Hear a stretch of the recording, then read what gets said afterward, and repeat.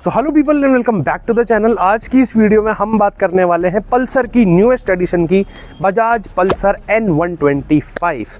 तो भाई इस वीडियो में हम करने वाले हैं इसका डिटेल्ड वॉक अराउंड और क्या क्या चीज़ें आपको इसके अंदर मिलती है, क्या क्या मिसिंग है, सारी चीज़ें मैं आपको बताऊंगा। इसके कंपटीटर्स से कितनी अच्छी है, कितनी बुरी है, सारी चीज़ें बताएंगे। आपको कंसिडर करनी चाहिए या नहीं करनी चाहिए, everything we will talk about. ठीक है, राइड वीडियो जो है इसकी सेपरेट बनाऊंगा मैं, जो कि इसके बाद में मैं अपलोड कर दूंगा। So stay tune for that. और भाई आज इस बाइक को शूट करने के लिए मैं आया हूँ एट सत्यम मोटर्स कालवाड़ रोड। तो भाई अगर आपको बजाज का कोई भी प्रोडक्ट देखना है और अगर आप जयपुर या आसपास के एरिया में रहते हैं तो एक बार सत्यम मोटर्स विजिट जरूर करना। इनका जो शोरूम है वो आपको कालवाड़ रोड पे मिलेगा। इसका जो प्रॉपर एड्रेस और पिन लोकेशन है आपको डिस्क्रिप्शन में मिल जाएगी। आप शोरूम पे आइए और बेस्ट प्राइजेस पे अपनी फेवरेट बजाज की मोटरसाइकिल लेके जाइए। ठीक है, सो चलो भाई लेट्स स्टार्ट। तो गाइस यार अगर मैं N125 का अगर आपको प्राइस बताऊं तो भाई इसका एक शोरूम प्राइस है 98,221 रुपीज़। ठीक है, ऑन रोड आते आते जयपुर में ये हो जाती है 1,15,512 रुपीज़ की। तो भाई आपको ऑलमोस्ट 1,15,000 से 1,20,000 तक की आप रेंज ऑलमोस्ट एक्सपेक्ट कर सकते हैं इसकी on road, depending on your state. अब अगर हम ओवरऑल लुक्स की बात करें तो भाई लुक्स के मामले में देखो हर किसी की पर्सनल चॉइस होती है। अगर आप मुझसे पूछोगे तो भाई जो पल्सर की N सीरीज़ है उसका जो शार्प एंड स्लीक डिज़ाइन है वो यहाँ पे भी आपको कैरी आउट किया गया है। ओवरऑल बाइक देखने में अच्छी है, प्रोपोर्शनेट है। जो हीरो 125R है उसकी तरह डिसप्रोपोर्शनेट नहीं लगती। बस इसके अंदर एक जो थोड़ी ऑड सी चीज़ लगी मेरे को वो यही है भाई, इसका जो फ्रंट सस्पेंशन का एक कवर दे रखा है ना, ये थोड़ा सा ऑड बना रहा है इसके लुक को। अब वो इसलिए क्योंकि भाई इसके जो फ्रंट सस्पेंशन है वो थोड़े से पतले हैं, अभी आगे चल के उसकी बात करेंगे। तो ओवरऑल भाई लुक्स में मैं यही कहूँगा कि काफ़ी अच्छे हैं, शार्प है, स्लीक लुक्स है, काफ़ी पतली लगती है बाइक देखने में। आगे से भी सेम चीज़ आपको देखने को मिलती है। अब साइड से आओगे तो भी आपको स्लीक लुक्स मिलेंगे और अगर आप इसको पीछे से भी देखोगे तो यहाँ पे आपको काफ़ी पतले लुक्स मिलते हैं। तो ये है कि भाई प्रोपोर्शनेट है, ऐसी अजीब सी नहीं लगती कि भाई कहीं से मोटी है कहीं से पतली है। अगर हेडलाइट की बात करें भाई तो इसके अंदर आपको रिफ्लेक्टर बेस्ड LED हेडलाइट मिलती है। ऊपर इसकी आपको लो बीम मिलती है, नीचे आपको इसकी हाई बीम मिलती है। DRL वगैरह जो है वो आपको इसके अंदर नहीं मिलती है देखने के लिए। ठीक है, यहाँ पे आपको मिलते हैं भाई इसके अपने हेलोजन वाले टर्न इंडिकेटर्स। LED वाला आपको जो इसके अंदर ऑप्शन नहीं मिलता है, इसका टॉप मॉडल है, इसके अंदर भी LED इंडिकेटर्स नहीं आते हैं। ठीक है, 125 CCR 1,15,000 रुपये की ऑन रोड प्राइस है, तो मतलब कितना ही दे देंगे। ठीक है, अगर हम इसके फ्रंट सस्पेंशन की बात करें तो भाई इसके अंदर आपको टेलीस्कोपिक फोक्स देखने को मिलता है। अब इसका जो साइज़ है वो बजाज ने मेंशन नहीं करा है, but looking at this cylinder इसका साइज़ अराउंड 25 to 30 mm के बीच में होगा, जो कि उतना अच्छा नहीं है बट इट इज़ ओके। ठीक है, अगर हम इसके भाई ब्रेकिंग की बात करें तो इसके अंदर आपको आगे डिस्क मिलती है, पीछे आपको इसके अंदर ड्रम ब्रेक मिलता है। इसके टॉप मॉडल में भी, ये इसका टॉप मॉडल है। ठीक है, फ्रंट अगर हम डिस्क की बात करें तो वो आपको इसके अंदर 240 mm की डिस्क मिलती है विद ट्विन पिस्टन कैलिपर। ठीक है, और ABS या ट्रैक्शन कंट्रोल ऐसा कुछ भी आपको यहाँ पे नहीं मिलता है। टायर प्रोफाइल की अगर हम बात करें तो 80/100 का आपको इसके अंदर टायर प्रोफाइल मिलती है विद 17 इंच अलॉय। आपको आगे भी अलॉय व्हील मिलता है, पीछे भी अलॉय व्हील मिलता है। 17 इंच का मिलता है और आगे की टायर है 80 सेक्शन, तो पतला है बट 125 cc के सेगमेंट के हिसाब से देखा जाए तो इट इज़ क्वाइट गुड। ठीक है, तो भाई इसके अंदर ABS और TCS आपको नहीं आता है, बट इसके अंदर एक बहुत अच्छी चीज़ आती है which is combi braking system CBS। उसके अंदर क्या होता है, जब आप अपना रियर ब्रेक अप्लाई करते हैं ना तब आपका रियर ब्रेक तो लगता ही है, साथ ही आपका फ्रंट ब्रेक भी लगता है। तो उससे जो आपका ब्रेकिंग एक्शन है वो आपको काफ़ी अच्छा मिलता है, जिसकी वजह से जो टायर स्लिप हो जाता है ना तो वो चीज़ उससे थोड़ी सी कम हो जाती है, क्योंकि भाई TCS और ABS इसके अंदर नहीं है। तो आप दोनों ब्रेक साथ में लगाते तो एक तो आपको ब्रेकिंग अच्छी मिलती है और दूसरी चीज़ आपका जो स्लिप होने का चांस है ड्यू टू व्हील लॉकिंग वो भी कम होता है। तो ये एक बहुत बढ़िया इसके अंदर सिस्टम आता है। मडगार्ड की अगर हम बात करें तो यहाँ पे आपको kind of dual tone finish मिलती है। यहाँ पे आपको पूरा ब्लैक लुक मिलता है। यहाँ पे आपको बॉडी कलर्ड एक एलिमेंट मिलता है जिसके ऊपर भी आपको ऐसी क्या कहते हैं इसको, हेक्सागन टाइप की जो है स्टिकरिंग मिलती है, तो काफ़ी अच्छी लगती है। साइड रिफ्लेक्टर इसके अंदर आपको आगे दिया गया है। ठीक है, और उसके बाद में अगर हम इसके टैंक की बात करें तो भाई वो एक थोड़ा सा लुक्स के मामले में थोड़ा कॉन्ट्रडिक्टिंग चीज़ें हर किसी को अलग अलग लगते हैं। मेरे को जो है काफ़ी ठीक लग रही है क्योंकि आगे तक ही जा रही है, तो थोड़ी ब्रॉड लगती है बाइक यहाँ से देखने में, but overall it is good. अगर हम इसकी टैंक कैपेसिटी की बात करें तो भाई 9.5 लीटर्स का आपको इसके अंदर टैंक कैपेसिटी मिलती है, जिसमें से 1.5 लीटर जो है वो आपका रिजर्व है। ठीक है, E20 कंप्लेंट आपकी बाइक आती है, यानी E20 जो फ्यूल आ रहा है इथेनॉल एंड पेट्रोल वाला, उससे भी ये चलती है। ग्राफिक्स की अगर हम बात करें तो भाई ज़्यादा कुछ नहीं है, सिंपल ग्राफिक्स है। यहाँ पे आपको ऊपर पल्सर का ऐसा बैज मिलता है, मोनोक्रोम जिसको हम कहते हैं, ऐसे सिल्वर फिनिश में। और नीचे यहाँ पे भी आपको पल्सर ही लिखा हुआ मिलता है, ठीक है। अब ये जो ग्राफिक्स इसके ऊपर है ना, ये डिफ़र करते हैं। टॉप मॉडल में ऐसे है, बेस मॉडल में थोड़ा सा आपको डिफरेंस मिलता है। और यहाँ पे भी सेम चीज़ वही हेक्सागन वाली जो शेप है वैसी सेम टू सेम स्टिकरिंग आपको इधर भी मिलती है जो आपको आगे मिलती है, ठीक है। पीछे अगर हम देखें यहाँ पे इस वाले एरिया में, तो यहाँ पे आपको 125 लिखा होता है, ठीक है। इस वाले हिस्से में आपका 125 लिखा हुआ है, बस थोड़ा सा ऐसा टूटा हुआ है, जैसे N1 2 फिर 2 का थोड़ा सा हिस्सा यहाँ पे और फिर 5, तो इस तरीके का है। तो यहाँ पे आपको 2 पीस मिलते हैं, एक ये वाला पार्ट है आपका एंड ये वाला पार्ट है, ठीक है। बिल्ड क्वालिटी की अगर हम बात करें तो मेटल आपको इसके अंदर इसका ये वाला हिस्सा, ये वाला जो टैंक है, ये चीज़ आपको मेटल मिलती है। बाकी दिस इज़ प्लास्टिक। ये वाला हिस्सा जितना भी एक्स्ट्रा पार्ट है ना, स्टाइलिंग पार्ट जितना भी है, वो सारा आपको प्लास्टिक का मिलता है। ये एरिया आपका मेटल है, दिस इज़ ऑल प्लास्टिक, ये भी सारी आपको प्लास्टिक का मिलता है, ठीक है। अगर हैंडल बार को देखा जाए भाई, तो आपको इसके अंदर काफ़ी ऐसे रेज्ड टाइप हैंडल बार मिलता है। तो सिटिंग पोजीशन जो है इसकी काफ़ी स्ट्रेट है। अभी उसकी मैं अपनी अगली राइड वीडियो में बात करूँगा। हाँ भाई, इसके राइड का भी जुगाड़ कर लिया है मैंने तो चलो भाई हैंडल बार की बात करते हैं। तो वही बेसिक फंक्शन मिलता है आपको इसके अंदर, जो आपको हर पल्सर में मोस्टली मिलते हैं, जो N सीरीज़ है इनकी। यहाँ पर आपको मिलता है भाई इसकी हेडलाइट का कंट्रोल, ये है इसकी हाई बीम, ये है इसकी लो बीम, ये है आपकी पास लाइट, ये आपका बटन है जिससे कि आपकी इंस्ट्रूमेंट क्लस्टर टॉगल होगा। फुल्ली डिजिटल आपको इसके अंदर इंस्ट्रूमेंट क्लस्टर मिलता है, अभी आगे बात करेंगे उसकी। यहाँ पे है भाई इसका इंडिकेटर का आपको स्विच, और नीचे आपको मिलता है इसका हॉर्न की मैं आपको आवाज़ सुना देता हूँ। हॉर्न की आवाज़ काफ़ी ज़्यादा लाउड हॉर्न है भाई। और की होल जो है इसका, वो आपको इसके हैंडल पे ही माउंटेड मिलता है। की अगर मैं बात करूँ तो थोड़ा सा फ़र्क है, जो नॉर्मली N सीरीज़ में आती है वैसी चाबी नहीं है, थोड़ा सा डिफरेंस है, बट या बेसिक ही की है। एक आपको बजाज का लोगो मिल जाता है बस यहाँ पे, ठीक है। और हैंडल माउंटेड आपका जो है की होल है, ठीक है। राइट साइड में अगर बात करूँ तो भाई सबसे पहले आपके फ्रंट ब्रेक ऑयल रिजर्वायर आपको यहाँ पे मिलता है, जो आपका डिस्क ब्रेक का रिजर्वायर है। यह है आपका किल स्विच, यह है आपका ऑटो स्टार्ट स्टॉप का आपको इसके अंदर फंक्शन मिलता है, जो कि बहुत बढ़िया चीज़ है भाई। और यहाँ पे आपको मिलता है इसका इग्निशन बटन। और एक और चीज़ इसके अंदर आपको किक भी मिलती है। तो मान लो अगर आपकी कभी बैटरी डाउन हो जाए तो आपको अपनी बाइक को धक्के मारने की ज़रूरत नहीं है, यहाँ पे आपको किक मिलती है, जो कि बहुत बढ़िया चीज़ है। एक तो पता नहीं थोड़ी सी जो महंगी बाइक है उसके अंदर किक क्यों निकाल दी भाई, बहुत ज़रूरी चीज़ है, धक्के मारने पड़ते हैं बाइकों में, ठीक है। और इसके अंदर भाई आपको साइलेंट स्टार्ट स्टॉप मिलता है। उसके अंदर क्या होता है भाई, जो ऐसे गच गच गच करके आवाज़ करती है ना बाइक, आपका जो सेल्फ मोटर की आवाज़ होती है वो इसके अंदर नहीं आती है, ठीक है। और रियर व्यू मिरर की अगर मैं बात करूँ तो साइज़ भाई बहुत बढ़िया है। ये मेरी सबसे फेवरेट चीज़ है पल्सर की, कि भाई साइज़ बहुत अच्छा मिलता है भाई। पल्सर में 2 चीज़ें बहुत बढ़िया है, एक तो इसका रियर व्यू मिरर और दूसरा इसका रियर सस्पेंशन।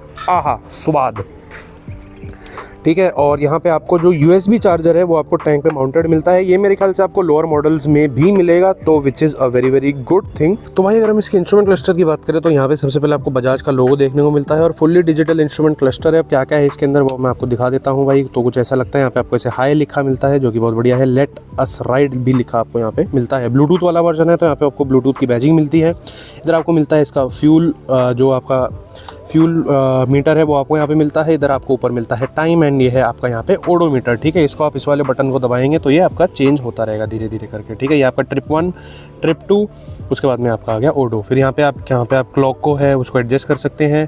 फिर ब्लूटूथ ऑन है। फिर इसके अंदर आपकी जो ये माइलेज है वो सारी चीज़ आपको दिखाता है, mileage on trip 1 and trip 2, ठीक है। यहाँ पे आपका बीच में स्पीडोमीटर, RPM मीटर जो है वो आपको इसके अंदर नहीं मिलता है, तो यार वो थोड़ा सा मिस है। RPM मीटर तो एटलीस्ट देना चाहिए था। वार्निंग लाइट्स की अगर मैं बात करूँ तो उसके लिए मैं ज़रा बाइक स्टार्ट कर लेता हूँ। तो वार्निंग लाइट्स में भाई यहाँ पे आपको मिलती है बीच में न्यूट्रल की, इधर आपको मिलती है engine check light, right side में आपको मिलता है राइट इंडिकेटर, लेफ्ट साइड में मिलता है आपको लेफ्ट इंडिकेटर, ठीक है।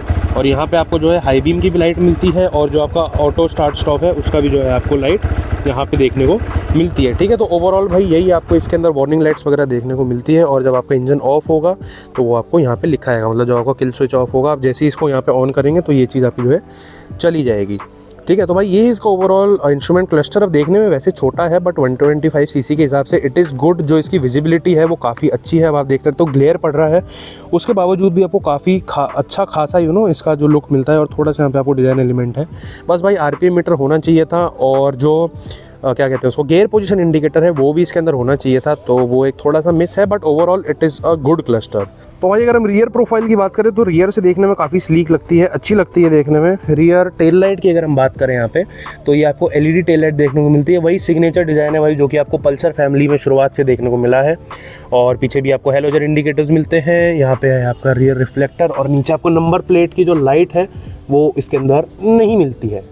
मुझे लगाता होगी, बट यहाँ पे गड्ढा है तो इधर कुछ भी नहीं है, ठीक है। टायर अगर की हम बात करें तो भाई पतला है बट लंबा है, ठीक है। रियर टायर की अगर हम बात करते हैं यहाँ पे, तो यहाँ पे आपको 110/80 का मिलता है, तो थोड़ा सा जो है आपका टायर ब्रॉड है। अब ये टायर जो है, ये टायर साइज़ जो है ये आपको टॉप मॉडल में ही मिलेगा। लोअर मॉडल में अगर आप जाएंगे तो ये 100/80 का हो जाएगा। यहाँ पे आपको 110/80 का मिलता है, तो 10 सेक्शन यहाँ पे आपको बड़ा टायर देखने को मिलता है। रियर एलॉय की अगर हम साइज़ की बात करें तो वही आपको 17 इंच का एलॉय मिलता है। रियर में आपको इसके अंदर ड्रम ब्रेक ही मिलेंगे, डिस्क ब्रेक का ऑप्शन आपको इस गाड़ी में टॉप मॉडल में भी नहीं मिलता है, ठीक है। रियर सस्पेंशन की अगर हम बात करें तो भाई मोनोशॉक सस्पेंशन मिलता है, जो कि बहुत बढ़िया है। काफ़ी सॉफ्टर साइड पे है इसका सस्पेंशन, तो छोटे से छोटे गड्ढे भी ये गाड़ी बहुत प्यार से खा जाती है। और साथ ही आपको एडजस्टेबल भी मिलता है, आप यहाँ पे देख सकते हैं, तो आप इसको अपनी हाइट के हिसाब से एडजस्ट भी कर सकते हैं। सीट हाइट की अगर मैं बात करूं तो भाई वो ज़्यादा नहीं है, 795 mm की आपको इसके अंदर सीट हाइट देखने को मिलती है। तो जो शॉर्ट राइडर्स हैं उन पे भी काफ़ी अच्छी लगेगी ये बाइक, ठीक है। कर्व वेट की अगर मैं बात करूँ तो 125 kgs आपको इसका टोटल कर्व वेट मिलता है। तो बाइक भी भाई काफ़ी हल्की है, वो तो देखने से पता चल रहा है भाई कि लाइट वेट पतली सुंदर सी बाइक है, प्यारी प्यारी सी, ठीक है। ग्राउंड क्लियरेंस की अगर हम बात करें तो भाई 198 mm की ग्राउंड क्लियरेंस मिलती है। तो ग्राउंड क्लियरेंस इज़ सफिशिएंट, काफ़ी अच्छी है। जो ऊँचे से ऊँचे ब्रेकर भी भाई जो बना देते हैं ना कॉलोनियों में, उसको भी आराम से पार कर लेगी अगर आपको पार करानी आती होगी तो। बाकी ज़्यादा आसानी से नीचे टच नहीं होगी। तो पॉइंट ये है कि भाई ग्राउंड क्लियरेंस जो है काफ़ी आपको इसके अंदर अच्छी देखने को मिलती है, ठीक है। टायर जो है भाई दोनों में ट्यूबलेस मिलते हैं। अब इस वाले जो मेरे पास में बाइक है आज, इसके अंदर आपको MRF के टायर मिलते हैं। आपकी बाइक में हो सकता है अलग कंपनी के हो, तो दैट डजंट मैटर। अगर हम इंजन के आसपास की बात करें तो भाई आपको नीचे इसके अंदर इंजन जो काउल पैनल होता है, इंजन गार्ड जिसको हम कहते हैं, वो आपको इसके अंदर नहीं मिलता है देखने के लिए। यहाँ पे आपको मिलता है इसका लेग गार्ड। साइज़ जो है वो ठीक है, डिसेंट में कहूँगा, ज़्यादा बढ़िया भी नहीं है बट डिसेंट है। N160 से तो बेटर है, N160 में छोटा आता है, तो इसके अंदर साइज़ जो है वो आपको ठीक मिलता है, ठीक है। अब हम आते हैं भाई N125 के इंजन के ऊपर। भाई N125 के इंजन की अगर मैं पावर आउटपुट की बात करूं तो उससे पहले भाई 124.58 सीसी का आपको इसके अंदर इंजन मिलता है। पावर की अगर हम बात करें तो भाई 11.83 bhp की पावर बनाता है, जो कि भाई काफ़ी अच्छी है। पावर बहुत बढ़िया है इस इंजन में, और 11 Nm का टॉर्क बनाता है, तो वो भी ठीक है। गियर बॉक्स की अगर हम बात करें तो भाई 5 स्पीड आपको गियर बॉक्स मिलता है, तो ये बहुत बढ़िया चीज़ है भाई। एक नीचे है और बाकी जो है आपके 4 गियर ऊपर है, ठीक है। और क्लच की अगर मैं बात करूँ तो भाई क्लच इज़ वेरी स्मूथ, काफ़ी स्मूथ क्लच है। एक उंगली से भी मैं बड़े प्यार से इसको पीछे कर पा रहा हूँ। तो क्लच भी ज़्यादा हार्ड नहीं है, तो आपको हाथ वाथ जैसे होता है ना, किसी बाइक का हार्ड होता है तो भाई हाथ वाथ दर्द करने लगता है, तो वो चीज़ इसके अंदर आपको नहीं होगी। माइलेज की अगर मैं बात करूँ तो भाई 55-60 तक आप इससे एक्सपेक्ट कर सकते हो, और अगर आपकी ड्राइविंग बहुत और भी ज़्यादा बढ़िया है तो 60+ भी आपको दे देगी। बट मैं कहूँगा 55-60 की रेंज में आपको बहुत प्यार से दे देगी ये बाइक, तो जो उसकी दिक्कत नहीं है। क्योंकि भाई ऑल्दो 125 सीसी है इंजन, बट पावर जो है आपको बहुत ज़्यादा मिलती है, तो इस वजह से माइलेज थोड़ा सा वहाँ पे कॉम्प्रोमाइज़ हो सकता है। सीट की अगर हम बात करें तो एक और चीज़ मैं कहूँगा भाई इसके लुक्स में जो थोड़ी सी ऑड लगती है वो ये है कि भाई ये सीट थोड़ी ज़्यादा टैंक के ऊपर आ गई है। अगर ये यहाँ तक होती ना तो फिर ये बहुत अच्छी लगती, बट ये जो एक्स्ट्रा हिस्सा है ना थोड़ा सा ऑड लग रहा है देखने में। बट ओवरऑल कंफर्ट की अगर मैं बात करूँ तो भाई कंफर्ट काफ़ी अच्छा है। कुशनिंग इज़ डिसेंट, बट जो इसका सस्पेंशन है ना भाई उसके साथ मिलके ये कुशनिंग भी मोर देन इनफ है। छोटे से छोटे गड्ढा भी खा जाती है। भाई पल्सर की मेरे को ये चीज़ अच्छी लगती है। बजाज की अगर मैं इन कॉमन बात करूँ भाई, रियर सस्पेंशन बहुत प्यारा होता है इनका। यामाहा का तो भाई पिछवाड़ा तोड़ सस्पेंशन होता है, ठीक है। रियर में भाई यहाँ पे आपको लेडीज़ फुट रेस्ट मिलता है। ये है आपका रियर पिलियन का फुट पैक, ये आपके राइडर का फुट पैक, और हाँ गियर चेंज लीवर जो है आपको सिंगल साइड ही मिलता है, वो डबल साइड वाला सिस्टम इसके अंदर आपको नहीं मिलता है। ये है आपका साइड स्टैंड और ये आपका मेन स्टैंड।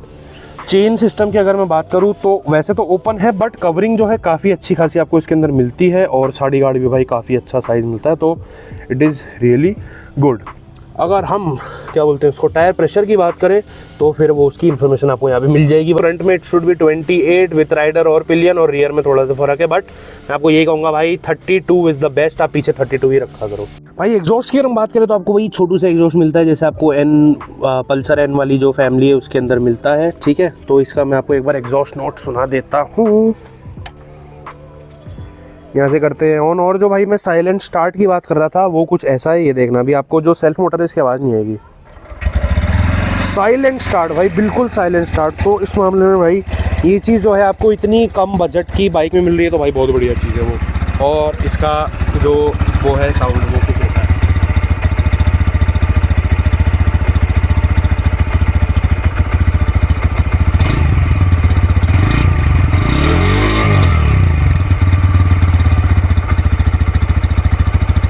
सो भाई ये था अपना overall walk around Bajaj N125 का। अगर आप मेरे से पर्सनली पूछो तो भाई बाइक काफ़ी अच्छी है, थोड़ी सी चीज़ें मिसिंग है जैसे कि आरपीएम मीटर वगैरह आपको इसके अंदर नहीं मिलता है, और एटलीस्ट सिंगल चैनल एबीएस इसके अंदर आ जाना चाहिए था। मेरे ख्याल से रेडर में आता है, मुझे पक्का नहीं पता, बट आई थिंक सो कि सिंगल चैनल एबीएस रेडर में आता है।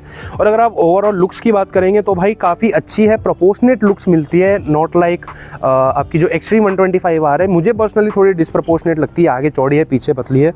तो ओवरऑल लुक्स काफ़ी अच्छी है, एक काइंड ऑफ माउंटेन बाइक की आपको लुक देती है, और कम्यूटर के हिसाब से it is very good, mileage भी आपको काफ़ी अच्छा मिलता है। तो अगर आप इसको लेने की सोच रहे हैं, तो अगर आपको कम्यूटिंग करनी है और आपको ज़्यादा बड़ा इंजन नहीं चाहिए, आपको 150 सीसी तक नहीं जाना है, आपको ये है कि भाई छोटा इंजन हो, मेरी मेंटेनेंस कॉस्ट भी जो है वो एवरेज रहे, मतलब ज़्यादा महंगी ना हो, और एक तरह से कंफर्टेबल अगर आपको एक बाइक चाहिए, तो फिर आप पल्सर N125 को ज़रूर कंसिडर करना, क्योंकि जो इसके स्लीक लुक है भाई, एकदम स्पोर्टी लुक के साथ में आपको बहुत बढ़िया कम्यूटर देखने को मिलती है ये 125 सीसी सेगमेंट में। तो भाई आज की वीडियो के लिए इतना ही। अगर आपको ये वीडियो पसंद आई हो तो इसे लाइक ज़रूर करना, अपने दोस्तों के साथ में शेयर करना जो कि इस बाइक को कंसिडर करने का सोच रहे हैं, और साथ ही कमेंट करके मुझे बताना कि यार आप और कौन कौन सी वीडियो देखना चाहते हैं। अभी इसकी राइड वीडियो और इसका comparison with R Yamaha FZS version 4, हालांकि दोनों का सेगमेंट अलग है but power are quite similar, इसलिए मैं वो भी बना दूंगा, और प्लस इसका कंपैरिजन विथ फ्रीडम, क्योंकि वो भी 125 सीसी है, तो उसके साथ में भी हम करेंगे। तो stay tuned for that. So आज की वीडियो के लिए इतना ही। Thank you for watching, subscribe to the channel and Jai Mahakal everybody.